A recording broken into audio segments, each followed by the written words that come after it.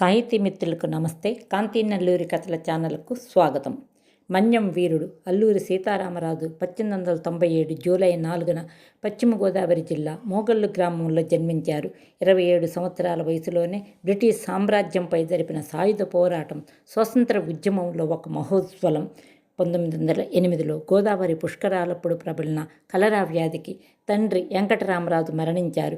తల్లి సూర్యనారాయణమ్మ, చెల్లెలు సీతమ్మ, తమ్ముడు సత్యనారాయణరాజు తాతగారి ఇంటికి పాండ్రంగి వెళ్ళిపోయారు. మళ్ళా రాజమండ్రికి పినతండ్రి వద్దకు వచ్చారు.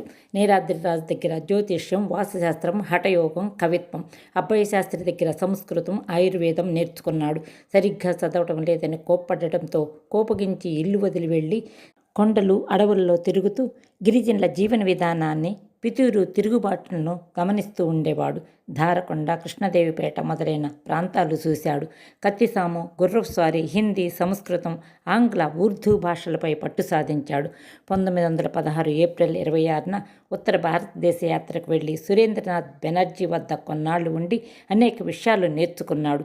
ఫజుల్లా ఖాన్ మరణించిన తర్వాత గంటంధర, మల్లుధర లాంటి 150 మంది సహస్ర వీరులతో పోలీస్ స్టేషన్లపై దాడి చేసి ఆయుధాలు వెత్తికెళ్లడంతో విప్లవం ప్రారంభమై చింతపల్లి, కృష్ణదేవిపేట, రాజవొమ్మంగి, అడ్డతీగల, రంపచోడవరం స్టేషన్ల నుండి ఆయుధాలను రిజిస్టర్లో రాసి తీసుకెళ్లేవాడు. ప్రజల నుంచి చాలా మద్దతు వచ్చింది. పట్టుకోవడానికి వచ్చిన సౌండర్సు ప్రత్యేక సైనిక దళాలతో ముఖాముఖి యుద్ధం జరిగి ఆ సైన్యాన్ని వెనక్కి తరిమాడు. మన్యానికి కలెక్టర్గా వచ్చిన రూదర్ఫర్డ్ రాజు కోసం గిరిజన గూడాలపై అనేక అకృత్యాలు చేయించాడు. 1924 మే 7న కొయ్యూరు సమీపంలో ఏటి ఒడ్డున స్నానం చేస్తున్న సీతారామరాజును ఏ విచారణ లేకుండా మేజర్ గుడాల్ కాల్చి చంపాడు.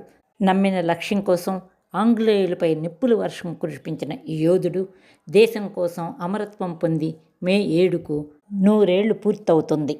తెల్లవారి గుండెల్లో నిద్రించిన వాడా, మా నిద్రించిన పౌరుషాగ్ని రగిలించిన వాడా, తెల్లవారి గుండెల్లో నిద్రించిన వాడా, మా నిద్రించిన పౌరుషాగ్ని రగిలించిన వాడా.